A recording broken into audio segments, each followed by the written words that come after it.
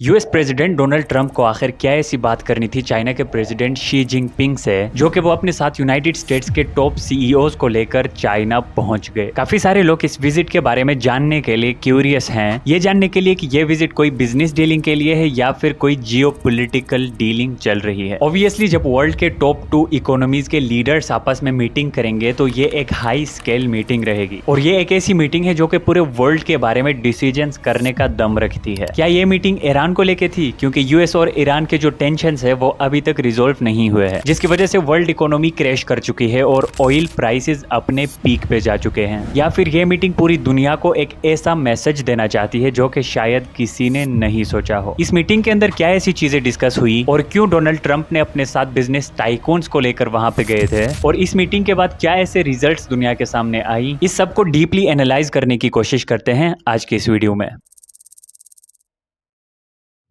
13 मई 2026 8 PM को Beijing time के according US president land करते हैं बीजिंग इंटरनेशनल एयरपोर्ट पर। इस ट्रिप में डोनाल्ड ट्रंप के साथ 3 गवर्नमेंट ऑफिशियल्स, 3 फैमिली मेंबर्स के साथ 18 के करीब टॉप कंपनीज के सीईओज मौजूद थे। यूएस प्रेसिडेंट इन सारे लोगों के साथ चाइना में रुके थे 2 दिनों के लिए। इस टाइम के दौरान कुछ ऐसी मीटिंग्स हुई जहां पे मीडिया अलाउड थी और कुछ ऐसे इवेंट्स भी हुए जहां पे मीडिया अलाउड नहीं थी। मींस कि वो इन्फॉर्मेशन पब्लिक नहीं की गई। लेकिन अब तक जो इन्फॉर्मेशन हमारे सामने आई है उसको थोड़ा डिटेल्ड में डिस्कस करते हैं। सबसे पहला और मेन पॉइंट ईरान को लेके दोनों तरफ से ये पॉइंट रखी गई कि ईरान के पास न्यूक्लियर वेपन नहीं होने चाहिए, क्योंकि ये वर्ल्ड की सेफ्टी और सिक्योरिटी को ट्रिगर कर सकती है, जिसको ईरान ने पहले ही डिक्लेयर किया है कि वो न्यूक्लियर वेपन्स की तरफ नहीं जाएंगे। सिर्फ न्यूक्लियर साइंस को यूज करेंगे मेडिकल फील्ड में, एनर्जी प्रोडक्शन फील्ड में और साथ में अपने एग्रीकल्चर को एडवांस करने के लिए, जो कि उनका राइट भी है। डोनाल्ड ट्रंप ये भी नहीं चाहते और कहते हैं कि ईरान 1% भी यूरेनियम इनरिचमेंट नहीं करेगा,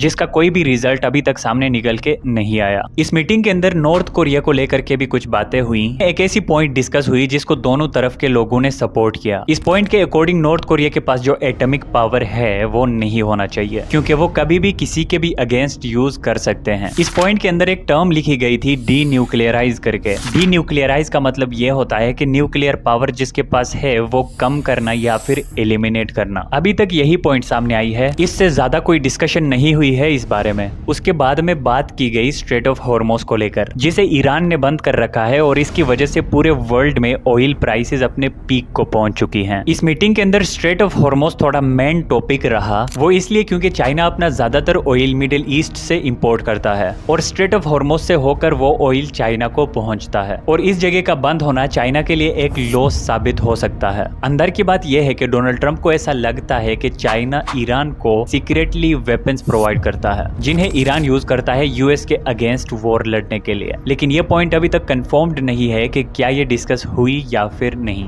ये थे ईरान को लेके पॉइंट्स जो कि इस मीटिंग में डिस्कस की गई थी। उसके बाद डिस्कशंस हुई टेक्नोलॉजी और एआई को लेके। दोनों तरफ से ये बात मेंशन की गई कि एआई को पॉजिटिव और डेवलपमेंटल पर्पसेस के लिए यूज करना चाहिए और ज्यादातर डिस्कशन रही एआई पॉलिसीज को लेकर। एआई इंडस्ट्री में भी कुछ टर्म्स एंड पॉलिसीज होनी चाहिए जिसकी वजह से लोग इसे गलत यूज करने ना लग जाएं। यूनाइटेड स्टेट्स और चाइना एक दूसरे के टॉप कॉम्पिटिटर्स है एआई के फील्ड में। यूनाइटेड स्टेट्स एआई के फील्ड में बहुत ज्यादा आगे है। इसके पास टॉप एआई कंपनीज है इंक्लूडिंग ओपन एआई और एनवीडिया, जो कि एआई इंटीग्रेटेड चिप्स बनाती हैं, जिसकी वजह से वो इस फील्ड में और भी ज्यादा इवॉल्व कर रहे हैं। लेकिन चाइना भी एआई वॉर में ज्यादा पीछे नहीं है। चाइना ने एनवीडिया चिप्स को यूज करे बगैर डीप सीक बनाया था, जो कि चैट जीपीटी से भी ज्यादा पावरफुल था। चाइना के अंदर हुआवे कंपनी एआई चिप्स बनाती है और चाइना में बहुत सारे ऐसे एआई कंपनीज है जो कि यूएस एआई कंपनीज को टक्कर दे सकते हैं। इसके साथ चाइना वर्ल्ड का टॉप रोबोट मैन्युफैक्चरर है और पूरी दुनिया को चाइना एआई रोबोट्स एक्सपोर्ट करता है। उसके बाद इस मीटिंग में ट्रेड को लेकर काफी ज्यादा बातें सामने आई, जिसके अकॉर्डिंग दोनों कंट्रीज ने जो एक दूसरे के ऊपर रिस्ट्रिक्शंस लगाए थे इंपोर्ट और एक्सपोर्ट को लेकर, उन रिस्ट्रिक्शंस को हटा दे एक दूसरे के ऊपर से और इंपोर्ट और एक्सपोर्ट का काम दोबारा जारी रखे। जब डोनाल्ड ट्रंप टेरिफ का गेम खेल रहे थे पूरी दुनिया के साथ, उस टाइम चाइना ने यूएस के ऊपर भी टेरिफ इंपोज किए थे,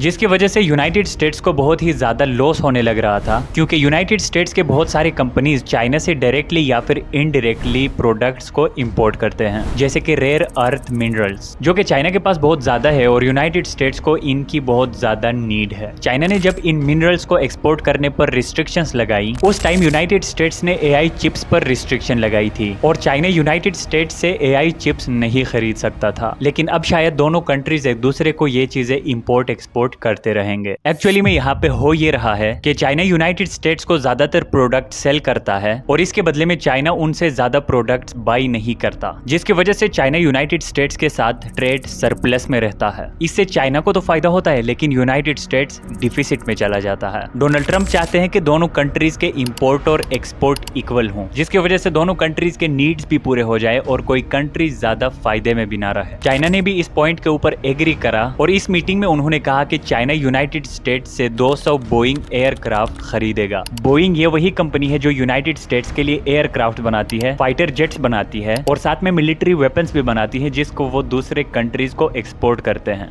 इसके बाद जो पॉइंट डिस्कस हुई इस समिट के दौरान, वो पॉइंट काफी ज्यादा डेंजरस हो सकता है यूएस चाइना रिलेशंस के अंदर। ये पॉइंट ताइवान के बारे में थी। ताइवान और चाइना के कॉन्फ्लिक्ट के बारे में आपको मालूम ही होगा। अगर आपको इस बारे में मालूम नहीं है और ताइवान चाइना के रिलेशन के ऊपर एक वीडियो चाहते हो तो कमेंट सेक्शन में बता सकते हो, हम नेक्स्ट वीडियो इसी के ऊपर प्लान करते हुए बनाएंगे। ताइवान जो कि चाइना के करीब एक आइलैंड है जो कि 1949 में चाइना से ही अलग हुआ है। 1949 के बाद मेनलैंड जो चाइना है वहाँ पे गवर्नमेंट चली पीपल्स रिपब्लिक ऑफ चाइना और ताइवान के अंदर रूल करने लगी रिपब्लिक ऑफ चाइना की गवर्नमेंट। अभी केस यहाँ पे ये है, चाइना का कहना ये है कि चाइना और ताइवान एक ही कंट्री है, दो सिस्टम्स हैं, जबकि ताइवान कहता है कि वो एक सेपरेट कंट्री है। ताइवान चाइना से खुद को डिफेंड करने के लिए यूएस से वेपनरी खरीदता है और ये चीज चाइना को बिल्कुल भी अच्छी नहीं लगती। इस वजह से इस मीटिंग के बाद चाइना की मीडिया ये क्लेम करने लगी कि अगर चाइना और ताइवान के बीच में यूएस ने खुद को इन्वॉल्व कर लिया तो फिर चाइना और यूएस के रिलेशंस एक कॉन्फ्लिक्ट को भी उतर सकते हैं। ये कुछ ऐसे पॉइंट्स थी जो कि इस मीटिंग के अंदर हाईलाइट की गई थी। अगर आप ताइवान और चाइना के ऊपर एक वीडियो चाहते हो तो कमेंट सेक्शन में बता सकते हो। मिलते हैं अगले किसी वीडियो में, तब तक के लिए